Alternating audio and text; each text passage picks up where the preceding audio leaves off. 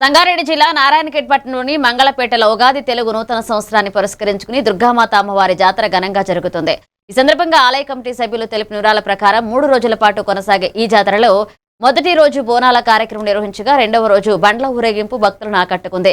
మూడవ రోజు ప్రత్యేక ఆకర్షణగా మల్లయోధుల మధ్య కుస్తీ పోటీలు నిర్వహిస్తున్నారు. ఈ పోటీలో పాల్గొనడానికి ఇతర రాష్ట్రాల నుంచి కూడా మల్లయోధులు విచ్చేసి తమ ప్రతిభను ప్రదర్శిస్తున్నారు.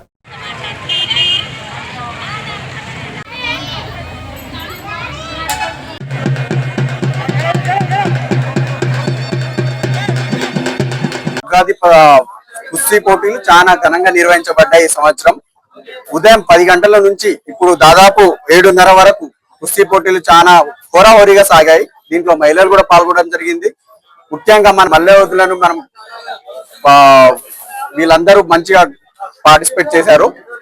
సో అందరికి దీంట్లో గ్రామస్తుల పేరు కూడా చాలా బాగుంది. వాళ్ళు కూడా బాగా ఎంకరేజ్ చేశారు. ఉగాది ఉత్సవాల్లో భాగంగా నారాయణఖేడ్ జంట గ్రామమైన మంగళపేటలో శ్రీ మత్తయ్య పోచమ్మ తల్లి మరియు భవాని తల్లి మాత జాతర ఉగాది ఉత్సవాల్లో భాగంగా ఉగాది రోజు బోనాల పండుగ బోనాల ఊరేగింపు ఉంటుంది. మరుసటి రోజు బండ్ల ఊరేగింపు, ఈ రోజు కుస్తీ పోటీలు.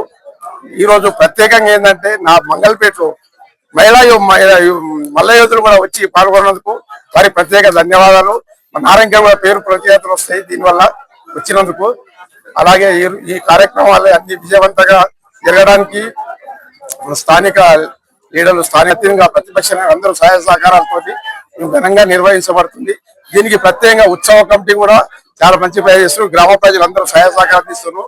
ఈ ఉత్సవాల భాగంగా నారాయణఖేడ్ జంట ప్రజలకు అందరికీ భవాని మాత బత్తడి పోచమ్మ అందరికీ ఆశీర్వాదాలు మంచిగా ఉంచాలని కోరుకుంటూ జై